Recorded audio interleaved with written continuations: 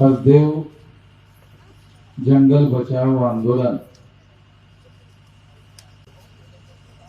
आप लोग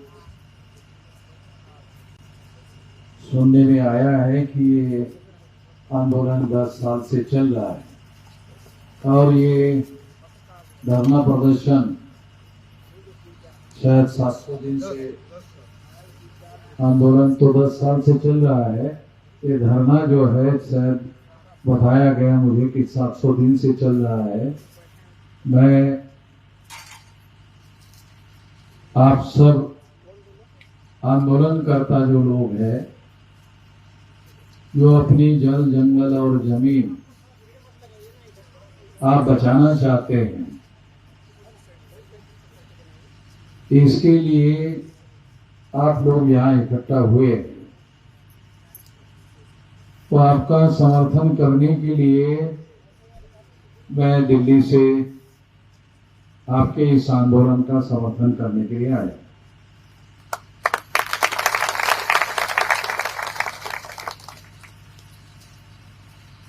ये जम्मू एका साहब है, ये भी इसी तरह का उनके क्षेत्र में आंदोलन चला रहे थे, मगर उनको भी कोई सफलता नहीं मिल रही थी। किसी ने हमारा नाम बता दिया तो हमारा समर्थन देने के लिए उन्होंने हमें कहा, तो हम उनके आंदोलन का समर्थन करने के लिए उस समय गए। उस समय जाने के बाद फिर सरकार ने जो निर्णय किया था हमारे उस आंदोलन के साथ जोड़ने के साथ, वो मामला वही समाप्त हो गया और इनको जीत हासिल हुई। तो हम आज आपके पास आए हैं, तो आप लोगों के नेतृत्वकर्ता लोगों के द्वारा जो जानकारी उपलब्ध हुई उसके अनुसार उन्होंने जो जानकारी दी, उस जानकारी में जो यहाँ के जिला प्रशासन के, पुलिस प्रशासन के लोग हैं, उन्होंने यहाँ के लोगों को, जो आंदोलनकर्ता लोग हैं, उन्होंने पुलिस प्रशासन ने उनको कहा, अरे वामन मेश्राम को क्यों बुला रहे? उन्होंने उनको कहा, बात सुना भी कि उनको क्यों बुला रहे हो? तो प्रशासन को मालूम है कि वामन मेश्राम जब कोई मामला हाथ में लेता है तो समझ जाने का कि जो लोग हमारे आदिवासियों के, मूल निवासियों के हक अधिकार, जल जंगल जमीन छीनना चाहते हैं, उनको हम किसी भी स्थिति में, किसी भी हालत में ऐसा करने नहीं देंगे, क्योंकि उनको ऐसा लगता है कि ये लोग यहाँ, ये हरिहरपुर है, हरिहरपुर इसमें ही आंदोलन रहेगा। तो ये आंदोलन अब हरिहरपुर का नहीं रहा, ये भारत का हो गया। अब ये आंदोलन हरिहरपुर का नहीं रहा, ये आंदोलन अब भारत का आंदोलन हो गया है। और सुनो खैर, इस सारी दुनिया में जा रहा ना। हाँ, आप लोगों को शायद मालूम नहीं होगा कि ये हमारा सोशल मीडिया है, ये अमेरिका में भी सुन रहा है। हमारा जो सोशल मीडिया है वो सारे दुनिया में सुना जाता है, क्योंकि social media is a global media. Social media is not a local media, is a global media. तो ये सारे दुनिया में जाता है। तो आज हम यहाँ आने के बाद आप लोगों की आवाज अब लोकल में नहीं रही है, अब ये ग्लोबल हो गई है। यही डर था उनको, इसको लोकल में रखकर ही दबा दिया जाए। अब ये ग्लोबल हो गई तो अब इसको दबाना संभव नहीं है। अब सवाल ये है कि ये लोग, ये जो हसदेव का जंगल है, ये क्यों काटना चाहते हैं? ये है ना असली सवाल। अभी दुनिया में पर्यावरण के बारे में, भारत में भी और दुनिया में, इधर अमेरिका में और दूसरे देशों में बड़े विश्व सम्मेलन हुए, और हमारे देश में अडानी का जो भाई है मोदी, अडानी का भाई मोदी, ये भाई है उसका, क्योंकि मोदी भी गुजराती और ये भी गुजराती है, अडानी है ना, हाँ, तो ये गुजराती है, ये दोनों गुजराती है। तो वो उधर भाषण कर रहे हैं पर्यावरण वाले सम्मेलन में कि पर्यावरण को बचाना होगा, हवा बचाना होगा। एक मोदी भाषण कर रहा है, और यहां जब पर्यावरण और हवा बचाने का मामला आया तो उसके तरफ ध्यान नहीं दे रहा है। भाषण जरूर कर रहा है, ध्यान नहीं दे रहा है। तो इनके बोलने की बातें और होती है और मतलब की बातें और होती है। ये बार बार ये बात सामने आती है, इसलिए इनकी बातों पर यकीन करने की कोई जरूरत नहीं। हम लोग यकीन नहीं करते हैं। जो लोग इस आंदोलन को लोकल में रखकर समाप्त करना चाहते थे, मैं छत्तीसगढ़ सरकार को चेतावनी देता हूं कि सरकार के स्तर पर इसे जल्दी से जल्दी बंद करे। अगर सरकार इसे बंद नहीं करती, क्योंकि सरकार के पास है, सरकार के नियंत्रण में है, इसे सरकार बंद कर दे। अगर सरकार बंद नहीं करती है तो मैं ही छत्तीसगढ़ बंद कर देता हूं। मैं तो पहले भी भारत बंद कर चुका हूं। छत्तीसगढ़ छोटा सा है, भारत बंद हमने किया हुआ है, क्या नहीं किया है? तो हम छत्तीसगढ़ बंद कर देंगे। ये जो हसदेव का इलाका है, ये 10, 20, 25, 50, 100 किलोमीटर में फैला होगा, ज्यादा से ज्यादा।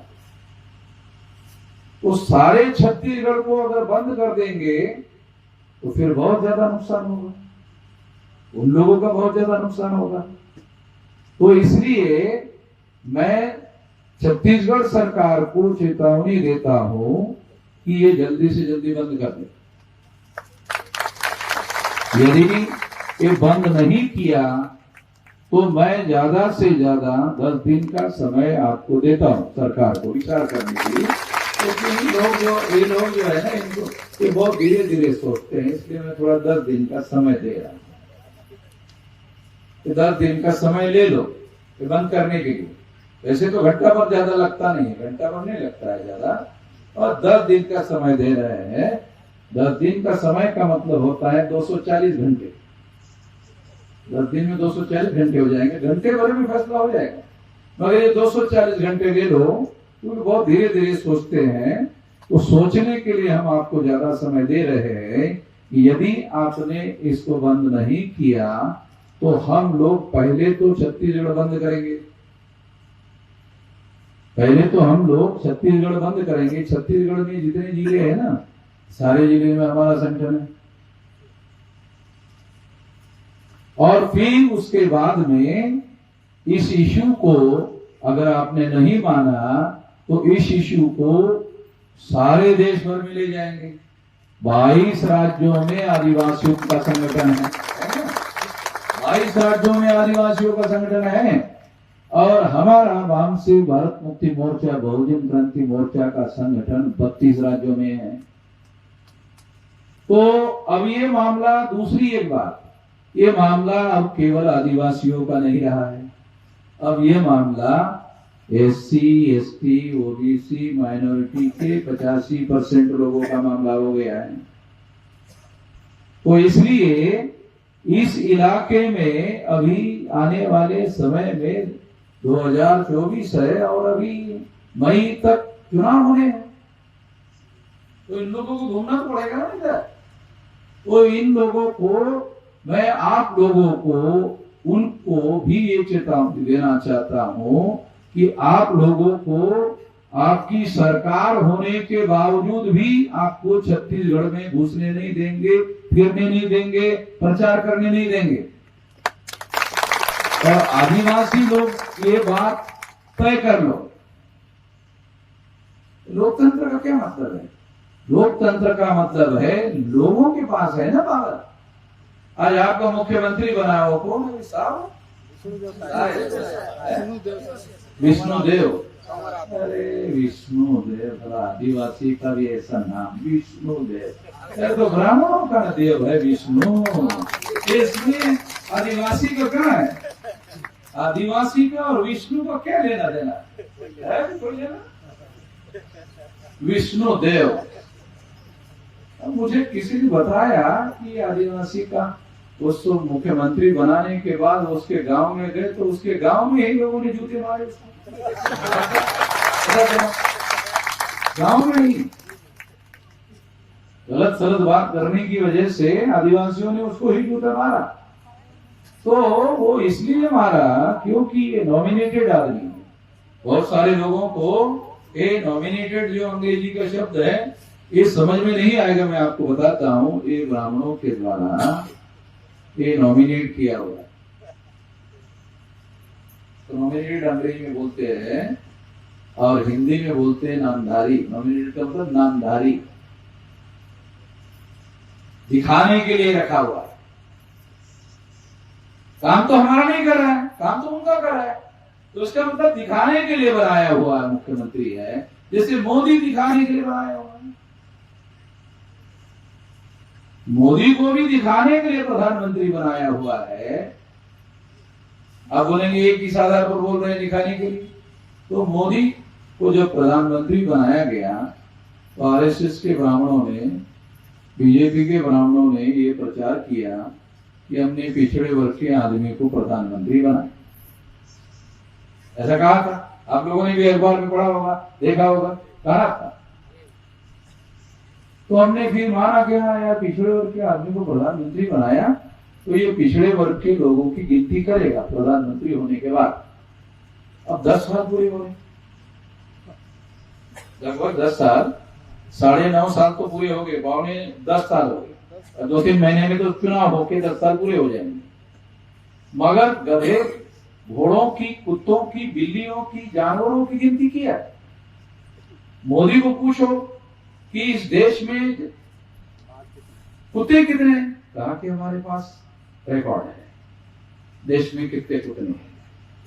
अगर मोदी को पूछो उसमें काटने वाले कुत्ते कितने हैं? कहा कि उसका भी आंकड़ा हमारे पास है। अच्छा, सज्जन कुत्ते कितने हैं? सज्जन कुत्ते मालूम है क्या आप लोगों को? जो काटता नहीं, वो चाटता है, उसको बोलते हैं सज्जन कुत्ता। तो मोदी ने कहा अरे ये तो हमारे बिरादरी के लोग हैं भाई, इसकी तो संख्या तो हमारे पास है ही है, ये तो है ही है हमारे पास में। मोदी के पास पिछड़े वर्ग के लोगों की गिनती कितनी है वो भी पता है, आदिवासी गिनती है कितना है ये भी पता है, सब गिनती उसको पता है। मगर जब प्रधानमंत्री बने तब उनको कहा गया अरे भाई फिर सारे देश भर में गिनती करने का काम जो है हर 10 साल में होता है, तो अभी 2024 चल रहा है, 21 में होना चाहिए था। 22 हो गया, 23 हो गया, 24 आ गया, अभी भी गिनती नहीं कर रहा हो। जो देश का प्रधानमंत्री अपने पिछड़े वर्ग की गिनती नहीं करवा पा रहा है, कुत्ते बिल्ली की, जानवरों की गिनती करवा पा रहा है और अपने लोगों की गिनती नहीं कर रहा है, वो आदमी सही प्रधानमंत्री माना जा सकता है? अरे तो नामधारी है। अब आपको समझ में आ गया होगा कि ये कामधारी नहीं है, नामधारी है। एक काम करने वाला प्रधानमंत्री नहीं है, एक नामधारी नाम के वास्ते प्रधानमंत्री बनाया हुआ है। फैसले कोई और ले रहे हैं, फैसले कोई और ले रहे हैं, और प्रचार मोदी के नाम पर किया जा रहा है कि ये तो मोदी ने फैसला किया है। ये मोदी के फैसले नहीं है, ये ब्राह्मण लोग फैसले ले रहे हैं। और आपकी जानकारी के लिए बता दूं कि जिस तरह से अंग्रेज विदेश से भारत में आए थे, उसी तरह से ये ब्राह्मण भी विदेश से आए हुए है। और ये हम नहीं कह रहे, डीएनए वैज्ञानिक आधार पर डीएनए के अनुसार ये कहा जा रहा है कि जैसे अंग्रेजों का डीएनए विदेशी का है, उसी तरह से ब्राह्मण का भी डीएनए विदेशी लोगों का है। हम लोगों को क्या बताया जाता है पता है? हम लोगों को 15 अगस्त को इतने साल आजादी को हो गए, अब इतने साल वाला झंडा फहराएगा लाल किले पर, अब इतने साल वाला, फिर इतने साल वाला, यानी हर साल तो इतना साल आजादी को हो गया, देश को आजादी मिली। अरे अंग्रेज चला गया, अंग्रेज की जगह ब्राह्मण आ गया, अंग्रेज की जगह ब्राह्मण आ गया। अभी तो ब्राह्मण भी नहीं है, ब्राह्मण का रखा हुआ समझते, नहीं बोल सकता, हमारी महिलाएं है, मैं ज्यादा इस तरह का सार्वजनिक बात नहीं कर सकता, बहुत बुरा शब्द है। ये रखा हुआ, ये ब्राह्मणों का रखा हुआ। तो इसलिए ऐसे आदमी को प्रधानमंत्री बनाया जा रहा है। तो कुछ लोग ऐसा कहते हैं कि आप तो इतना सख्त भाषा में मोदी के विरोध में बोलते हैं, वो अरेस्ट क्यों नहीं करते? गुजरात में मुझे अरेस्ट किया था, ऐसा नहीं कि नहीं किया। मैं अभी छत्तीसगढ़ तो मोदी का स्टेट नहीं है ना, गुजरात मोदी का स्टेट है, वहां हमको अरेस्ट किया था। तो रात के 2-3 बजे असिस्टेंट पुलिस कमिश्नर हमारे पास 2-3 बजे रात में हमको कहने लगा, असिस्टेंट पुलिस कमिश्नर कहने लगा कि सरकार कह रही है ये गलत हो गया। उन्हें क्या गलत हो गया? कि आपको अरेस्ट किया, ये गलत हो गया। क्या क्यों? हमको अरेस्ट किया तो सरकार को गलत क्यों लग रहा है? तो खुशी वहां के नहीं, सरकार को ऐसा लग रहा है कि ये निर्णय गलत हो गया है, वामन मेश्राम को अरेस्ट नहीं करना चाहिए था। क्यों?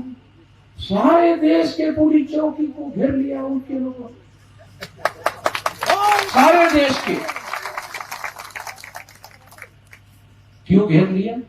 हर जगह संगठन है हमारा, है? हर जगह संगठन है, तो हर जगह हमारे लोग जो है पुलिस चौकी को घेर दिए। वहां के इंस्पेक्टर ने, गुजरात के इंस्पेक्टर को टेलीफोन किया, अरे तुमने क्या किया भाई, ये इधर हमारा सरदर्दी बढ़ा रहा है, तुमने गुजरात में गलती किया, साला इधर हम लोगों को बिहार में, बंगाल में, उत्तर प्रदेश में, झारखंड में, उड़ीसा में और तमाम राज्यों में हमारी सरदर्दी हो गई, क्या कर लिया? तो हम सख्त भाषा में बोलते हैं, तब से सरकार हमको अरेस्ट नहीं करती। क्यों? क्योंकि उनको ऐसा लगता है इसको अरेस्ट करने से इसको ज्यादा समर्थन मिलता है, ज्यादा लोकप्रियता बढ़ती है। जैसे गांधी जी जेल में जाते जाते जाते जाते जाते जाते जाते जाते महान हो गए। गांधी जी महान नहीं थे। गांधी जी का पुतला आपने देखा? देखा? अगर आपने गांधी जी का पुतला देखा तो उसकी टांगे देखो, सिंगल हड्डी की है, सिंगल हड्डी की टांग है। गांधी जी की टांगों को देखने के बाद आपको अरे तो डबल हड्डी है, सिंगल हड्डी का आदमी जो है। और सिंगल हड्डी का आदमी 9 अगस्त 1942 को क्विट इंडिया मूवमेंट चलाया, भारत छोड़ो आंदोलन चलाया, और उसके बाद अंग्रेजों को भारत छोड़कर जाना पड़ा। अगर इन लोगों ने इसी तरह से अन्याय अत्याचार हम लोगों पर बढ़ाते रहेंगे।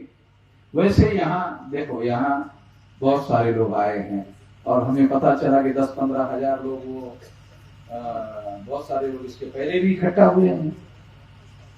हमारे लोगों पर जब अत्याचार होता है तो भी बोलना नहीं पड़ता, वो इकट्ठा हो जाते हैं। हमारे लोगों को फिर बोलना नहीं पड़ता, वो इकट्ठा हो जाते हैं। तो 9 अगस्त 1942 को गांधी जी ने अंग्रेजों को कहा था चले जाओ, तो सारे देश के लोगों को हम लोग जगाने में, जोड़ने में और आंदोलन करने में लगे हुए हैं। और अभी कुछ दिन पहले लाखों लोगों की सभा लगे दिल्ली, फिर अभी महाराष्ट्र में कल परसों में लाखों लोगों की सभा लिया, कुछ दिन पहले नागपुर में लाखों लोगों की सभा लेकर के आए हैं। तो दिल्ली के जंतर मंतर पर लाखों लोगों का कार्यक्रम हम करके आए हैं। तो इसलिए आप लोग आज के तारीख से अकेले मत समझना, आप अकेले नहीं हैं, मैं आपके साथ। और आज से आपका आंदोलन ये यहाँ का लोकल आंदोलन नहीं है, ये आंदोलन राष्ट्रीय आंदोलन हो गया है। आज से सारे देश भर में ये खबर गई है, दुनिया भर में खबर गई है। तो ये जो आपके आंदोलन को छुपाकर दबाना चाहते थे, इसलिए इस आंदोलन को मैं अभी सारे देश भर में फैलाऊंगा। ये देश की आवाज आपके समर्थन में खड़ी हो जाएगी। और जिस तरह से धर्म एकता जी का आंदोलन सफल हो गया था और सरकार को पीछे लेना पड़ा, अब भी हमको पीछे लेना पड़ेगा। मैं आपके समर्थन में हूँ। अब ये लोकल आंदोलन नहीं है, ये देशव्यापी आंदोलन हो गया है। आपके समर्थन में मैं खड़ा हूँ। दूसरी बात कहकर अपनी बात समाप्त करना चाहता हूँ, क्योंकि 4 बजे तक का समय दिया है पुलिस कानून ने, तो 3-7 मिनट का समय है।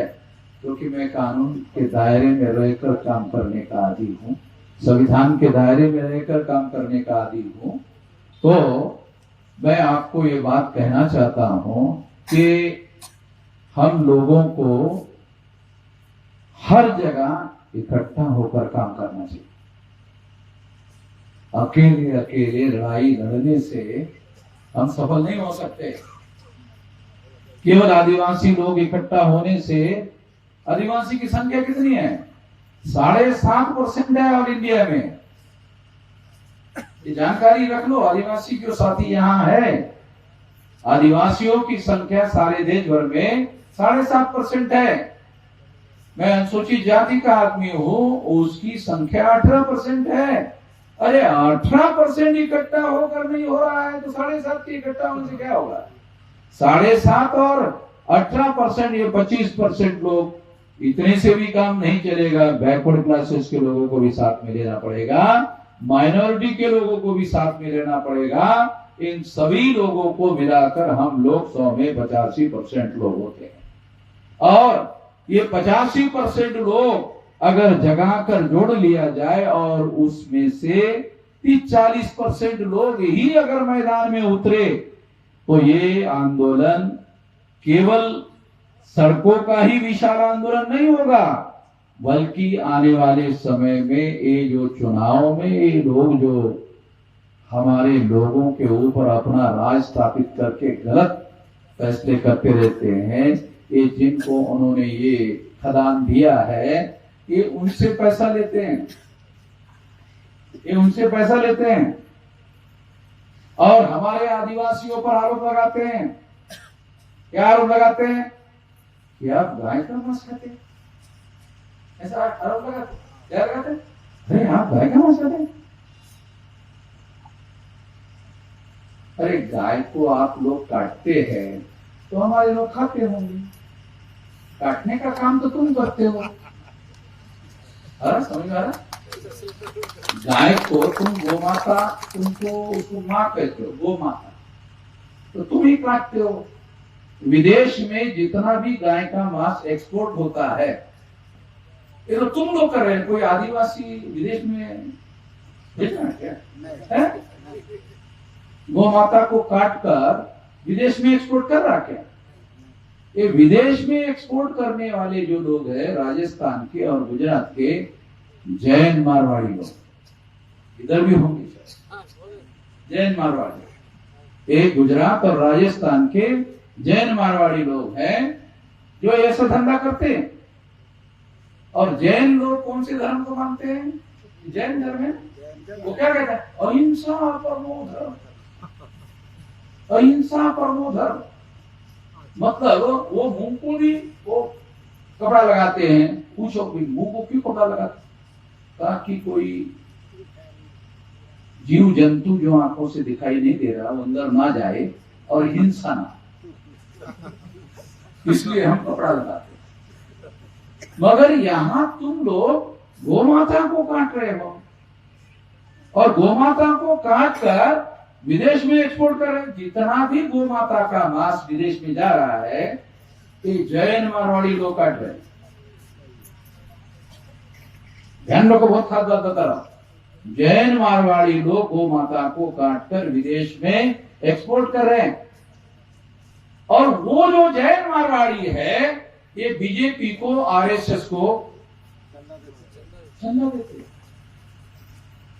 इसका मतलब है जो लोग आप पर आरोप लगा रहे हैं कि आप गोमांस खाते हैं, अरे तुम काटना बंद करो, हम खाना बंद कर देंगे। तुम काटते हो, खाना मौलिक अधिकार है। कौन आदमी कौन सा खाना खाए ये तो संविधान में लिखा हुआ है। कौन आदमी कौन सा खाना खाए ये उसकी आजादी है। अगर कोई आदमी घास खाना चाहे तो ज्यादा घास खाए, हमें क्या लेना देना है? अगर कोई आदमी नहीं भाई हम तो शाकाहारी है और हम लोग घास खाएं, खाओ, हमें क्या ऐतराज है? दूसरे लोगों को भी आप लोगों को ऐतराज नहीं करना चाहिए कि आप क्या खा रहे हो। तो इसलिए आप लोग गोमाता को काट रहे हो और उसका मांस जो है विदेश में एक्सपोर्ट कर रहे हो और उससे जो पैसा कमा रहे हो उस पैसे से बीजेपी वाले, आरएसएस वाले चंदा ले रहे हैं। इनडायरेक्टली आरएसएस और भाजपा वाले गोमाता को काट रहे हैं। वो गोमाता को काटने वाले लोग हमारे आदिवासी को कह रहे हैं तुम खा रहे हो। ब्राह्मणों के धर्म शास्त्रों में ये लिखा हुआ है, हमारे पास हमने रिजर्व करके रखा हुआ है कि प्राचीन काल में ब्राह्मण लोग गोमाता का मांस खाते थे। ब्राह्मण लोग खाते थे। ये बाबा साहब अम्बेडकर ने रिटर्न्स इन हिंदुइज्म की किताब में लिखा हुआ है। किसी ब्राह्मण ने बाबा साहब अम्बेडकर के ऊपर केस नहीं किया। तो अम्बेडकर पर केस कैसे किया जा सकता है? वो तो महापंडित आदमी है, फूक मार के उड़ा देगा है। वो बैरिस्टर है, संविधान लिखने वाला आदमी, सारा कोर्ट भी उसी की बात मान लेगा। तो इसलिए ये लोग झूठा प्रोपेगेंडा हमारे लोगों के विरोध में करते हैं। यही सारी समस्या का जड़ है। देश में समस्या का जड़ यही है। तो जिस तरह से भारत के लोगों ने अंग्रेजों को भगाया था, अब ये लोग शांतिपूर्ण तरीके से अगर इस देश में, इस देश के मूल निवासियों को रहने नहीं देंगे और आपस में लड़ाई झगड़ा लगाने का काम करते रहेंगे तो फिर हम लोगों को भी, इनको भी गांधी जी की तरह कहना पड़ेगा चले जाओ। जैसे गांधी जी ने अंग्रेजों को कहा था ना चले जाओ, तो हमको भी कहना पड़ेगा तुम भी चले जाओ। मैं ऐसे लोगों को अनुरोध करता हूं कि ऐसा बोलने के लिए हम लोगों को मजबूर ना किया जाए। नहीं तो बोलने के हमको क्या दिक्कत है? 2030 तक 6 लाख गांवों का आंदोलन हो जाएगा। अब कोई गांव ऐसा नहीं जहां आंदोलन हमारा नहीं रहेगा, सारे देश भर। इसी के लिए ये गांव में आया हूं, जंगल में आया हूं। 6 लाख गांव का आंदोलन हो जाएगा 30 तक। यार 30 कितना है? जो भी चल रहा है 6-7 साल की बात है। और यहाँ बैठा हुआ एक भी आदमी मरने वाला नहीं है। अगर कोई बुढ़ा आदमी है वो क्या सोचेगा? 7 साल में मैं भी जी लेता। उम्मीद पर दुनिया कायम होती है। अरे 7 ही साल है ना, तो बुढ़ा आदमी का तो 7 ही साल मैं जी लेता, मैं भी अपनी आंखों से देख लेना चाहता।